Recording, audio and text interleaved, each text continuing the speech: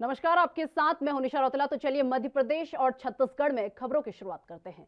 छत्तीसगढ़ के मुख्यमंत्री भूपेश बघेल ने चैत्र नवरात्र की पंचमी के मौके पर छत्तीसगढ़ के सुप्रसिद्ध तीर्थ शक्ति पीठ रतनपुर में महामाया देवी की पूजा अर्चना की। इस दौरान सीएम बघेल ने प्रदेश वासियों की सुख समृद्धि और खुशहाली के लिए कामना की। मुख्यमंत्री बघेल के साथ कृषि और जल संसाधन मंत्री रविंद्र चौबे ने भी देवी माता का आशीर्वाद लिया। इस मौके पर शक्तिपीठ महामाया देवी मंदिर ट्रस्ट के अध्यक्ष आशीष सिंह ठाकुर समेत तमाम लोग मौजूद रहे।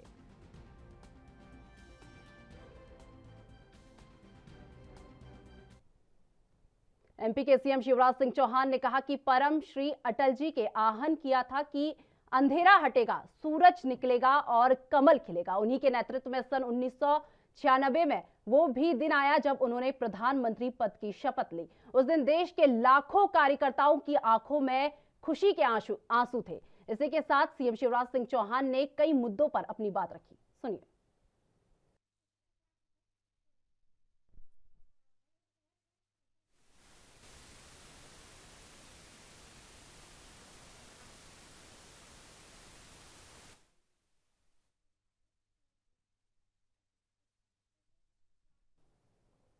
मध्य प्रदेश में सत्ता में वापसी के बाद जो रही कांग्रेस अब सॉफ्ट हिंदुत्व के रास्ते पर चल पड़ी है, लेकिन पार्टी को इसकी शुरुआत में ही झटके लगने लगे हैं। प्रदेश कांग्रेस ने अपने पदाधिकारियों को रामनवमी और हनुमान जयंती को भव्य तरीके से मनाने के निर्देश दिए, तो वहीं पार्टी विधायक आरिफ मसूद ने इस पर सवाल खड़े कर दिए। मसूद ने कहा कि राम और हनुमान के बीच पार्टी रमजान को क्यों भूल गई। उन्होंने कहा कि हमें सबकी बात करनी चाहिए। ये एक परिपत्र जारी हुआ, जो परिपत्र पर मुझको थोड़ा सा सवाल है कि ऐसा परिपत्र राजनीतिक दलों को जारी नहीं करना चाहिए, क्योंकि हम जिस विचारधारा में काम करते हैं, एक तो हम सब समाज को लेकर चलते हैं।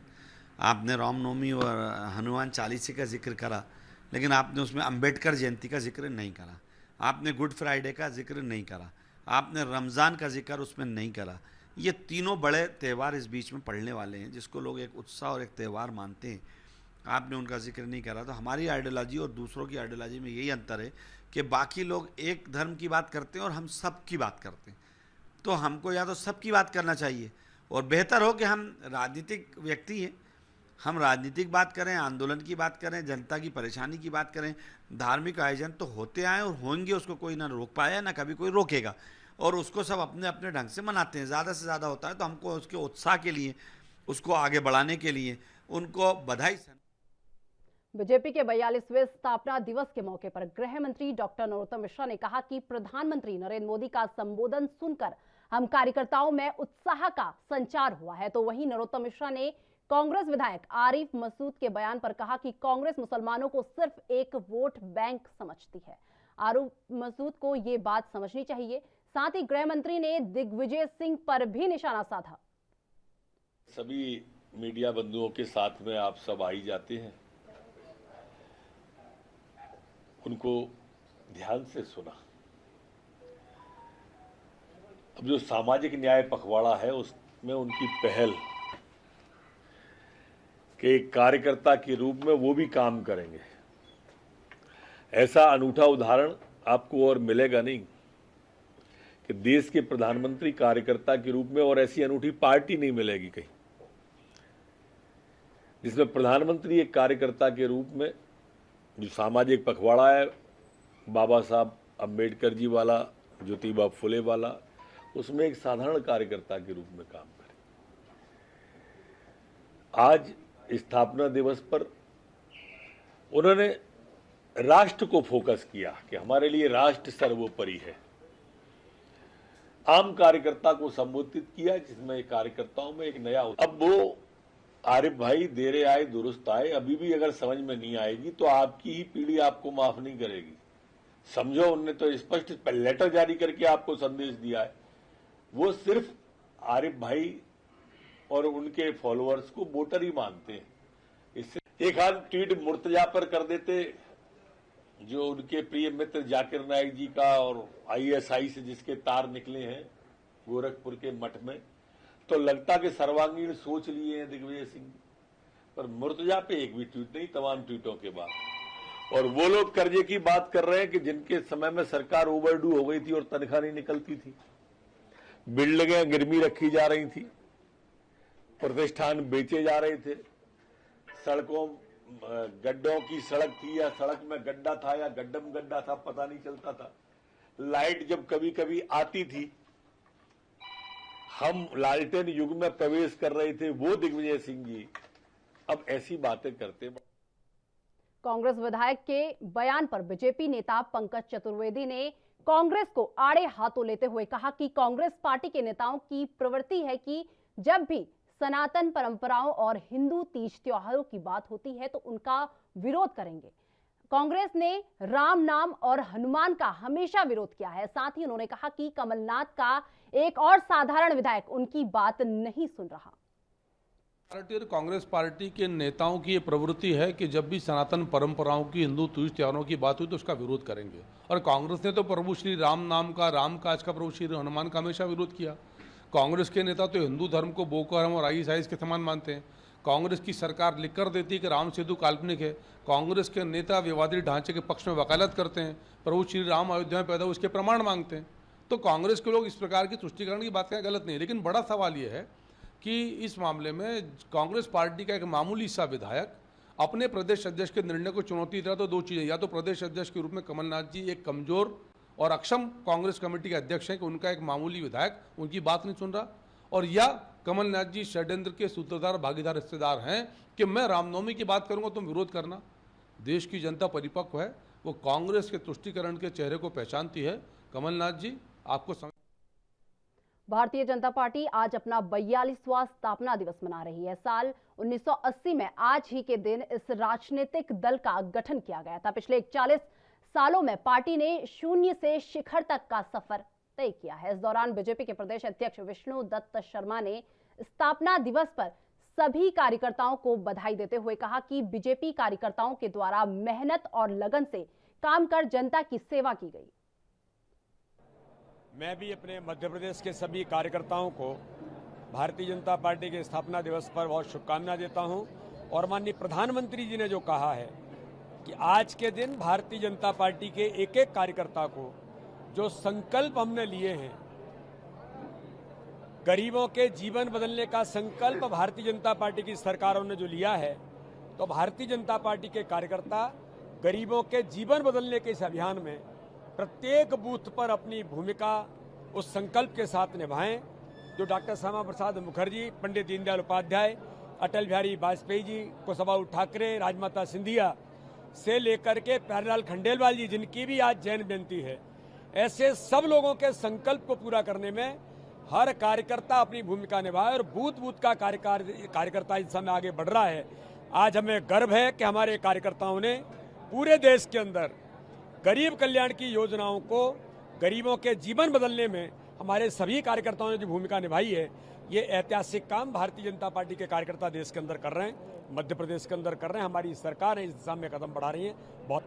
और माननीय प्रधानमंत्री जी ने एक बात का विशेष तौर पर उल्लेख किया है। माननीय राष्ट्राध्यक्ष जी ने भी कहा कि ऐसे लोग जो जनसंघ से लेकर, जिनको माननीय प्रधानमंत्री ने, माननीय राष्ट्राध्यक्ष जी ने कमल पुष्प की संज्ञा दी है, जिनके अथक मेहनत, परिश्रम और बलिदान के कारण आज भारतीय जनता पार्टी 42वें स्थापना दिवस के अवसर पर दुनिया का सबसे बड़ा राजनीतिक दल बना, तो ऐसे लोगों को याद करना, उनको सम्मान के साथ याद करते हुए उनके पदचिन्हों पर चलना, और साथ में ही माननीय प्रधानमंत्री जी ने जो कहा कि इस देश के लोकतंत्र में किस प्रकार से कई राजनीतिक दल परिवारों तक सीमित रह करके परिवारवाद के आधार पर नगर निकाय से लेकर के सांसद और विधायकों तक उन्होंने जो एक वातावरण देश के अंदर बनाया था, भारतीय जनता पार्टी ने इस परिवारवाद को भी देश के अंदर खत्म करने का संकल्प और बीड़ा उठाया है। इसमें भी हम लगातार इस दिशा में आगे बढ़ने का काम कर रहे हैं। एक अपने लोग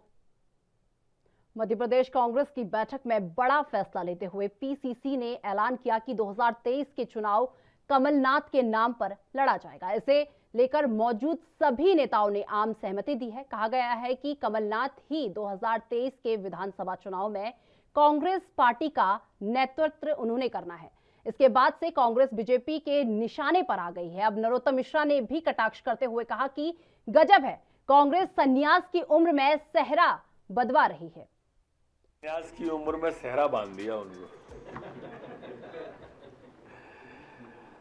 अब आप देखो, पूर्व मुख्यमंत्री वही है, कांग्रेस के अध्यक्ष वही है, नेता प्रतिपक्ष वही है और भावी मुख्यमंत्री भी कांग्रेस की ओर से वही है। जब चुनाव होगा तब कमलनाथ जी माननीय 77 साल के होंगे। इससे आपको कांग्रेस का भविष्य समझ। छत्तीसगढ़ के खैरागढ़ विधानसभा में उपचुनाव की तैयारियां शुरू हैं। सभी राजनीतिक पार्टियां अपने अपने चुनाव प्रचार में जोर शोर से लगी हुई हैं। ऐसे में बीजेपी प्रत्याशी के पक्ष में चुनाव प्रचार करने रायपुर पहुंचे केंद्रीय मंत्री फग्गन सिंह कुलस्ते का बयान सामने आया है, जिसमें उन्होंने कांग्रेस के दिवंगत विधायक को लेकर कांग्रेस पर निशाना साधा है। आपको बताएं कि खैरागढ़ में कांग्रेस विधायक देवव्रत सिंह की मृत्यु हो जाने से वहां की सीट खाली हुई, जिसको लेकर 12 अप्रैल को उपचुनाव होने हैं, जिसको लेकर केंद्रीय मंत्री फग्गन सिंह खैरागढ़ में बीजेपी प्रत्याशी के लिए प्रचार करने पहुंचे। कांग्रेस पर निशाना साधते हुए उन्होंने कहा कि कांग्रेस जिस दिवंगत विधायक देवव्रत सिंह की प्रतिमा लगाने की बात कर रही है, उनके पुतले भी कांग्रेस ने जलाए हैं और अब नाम का उपयोग करना ठीक नहीं है।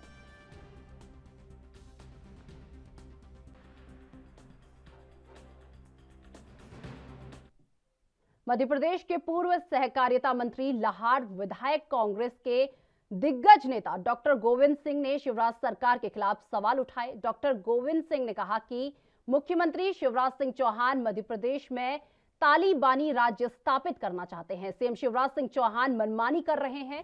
सजा देने का काम न्यायपालिका का है, कार्यपालिका का नहीं। उन्होंने कहा कि सरकार द्वारा चलाए जा रहे बुलडोजर अभियान को गलत बताते हुए कहा कि जो अपराधी हैं उसको सजा मिलनी चाहिए, लेकिन सरकार उनके पूरे परिवार को मकान तोड़कर बर्बाद कर रही है। अगर जरूरत पड़ी तो वो मानवाधिकार आयोग और कोर्ट में भी मामले को ले जाएंगे।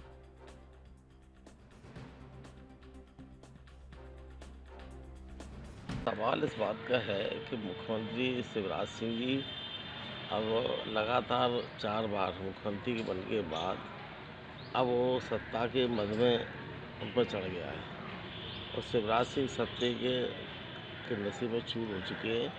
मनमानी उनकी जबान बोल रही है। कहीं कहते हैं कि हम सभी को ज़मीन दोज कर देंगे, कहीं कहते हैं 100 फुट गड्ढे में गाड़ देंगे, फांसी पर लटका देंगे। ये सब अधिकार संविधान ने, हमारे जो भारतीय संविधान ने न्यायालय को दिए हैं। अगर कोई अपराधी है, अपराध करता है तो उसको सज़ा देने का अधिकार न्यायालय को है, न कि कार्यपालिका को।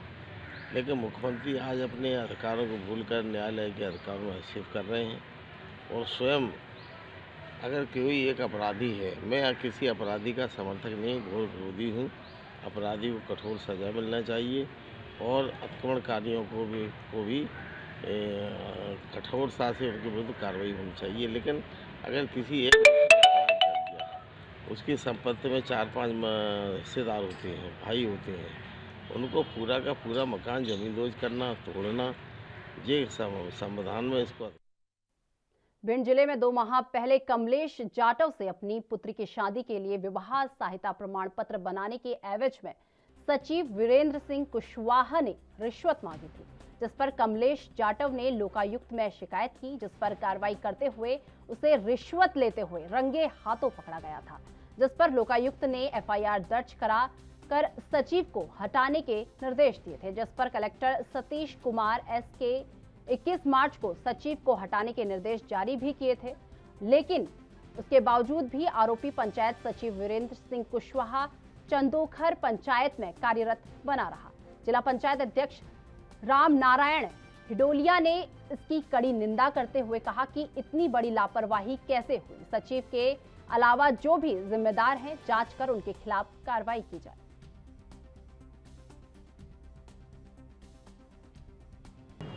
सचिव है, विवाह प्रमाण पत्र बनवाया था हमने उस पर, तो उसने 5,000 रुपये की रिश्वत मांगी थी सर। तो 5,000 रुपये की रिश्वत में हमने 2,000 रुपये उसको पहले दे दिए थे। 3,000 रुपये उस दिन दिए जब हमने रंगे हाथन पकड़वाया था। और साहब 2 फरवरी वो 21 फरवरी और 2022 में हमने उसको पकड़वाया। अभी 2 महीने हो गए सर, हमारे उसकी कोई सुनवाई नहीं हुई है। और आज तक हमने जिला कलेक्टर साहब को भी एक आवेदन दिया है और गोद में भी दिया था, फिर साहब आज तक कोई सुनवाई नहीं हुई। तो पंचायत में अभी भी काम कर रहा है? हाँ, पंचायत में अभी भी काम कर रहा है पूरी। ग्रामीण लोगों की शिकायत आई थी कि 22 फरवरी को इसको छापा डाला गया, उसके बावजूद भी उसको अभी तक नहीं हटाया गया जी। तो उसमें मेरे पास प्रमाण है कि एक सेक्रेटरी ने 24/5 को खारिज करके प्रमाण पत्र भेजा है जी। इसकी छाया प्रति मेरे पास है। और इस सब्जेक्ट में मैंने जिला पंचायत सीईओ से भी बात करी तो उनका कहना था कि मैंने इसको सस्पेंड कर दिया है, लेकिन फिर भी उसका अभी तक सस्पेंड नहीं हुआ, वो वहाँ पे काम कर रहा है। ये बड़ा गंभीर मामला है। इस पर मैं भिंड कलेक्टर से भी चर्चा करूँगा और जिला पंचायत सीईओ से भी चर्चा करूँगा कि इसको तत्काल प्रभाव से हटाया जाए, क्योंकि ये मामला लोकायुक्त का है। तो फिलहाल वक्त हो चुका है एक छोटे से ब्रेक का। ब्रेक के बाद फौरन हाजिर होते हैं।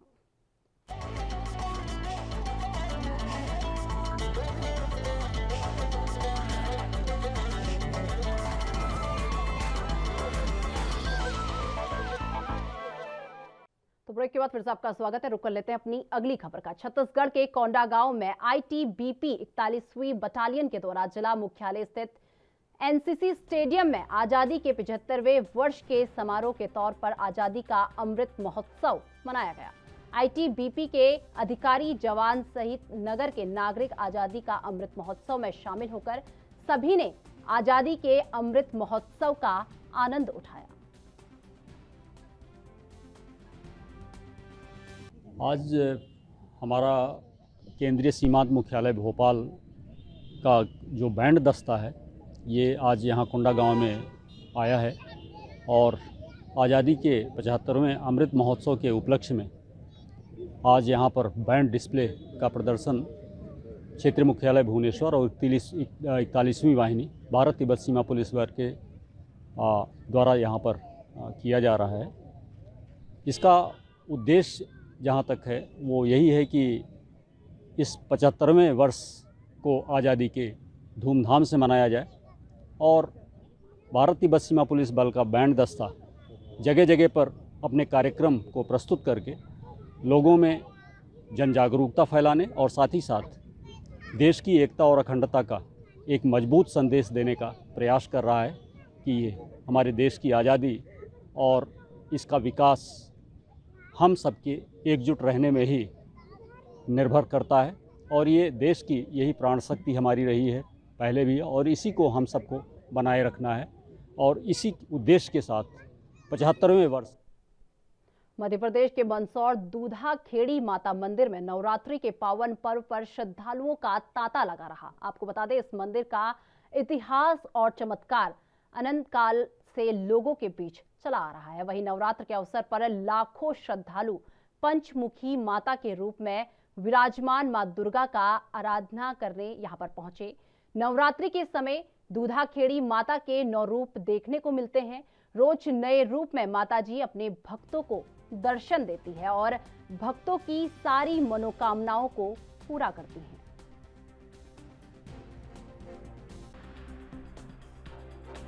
प्रसिद्ध तीर्थस्थल दूधाखेड़ी माता जी की मंदिर में आज हम मौजूद है।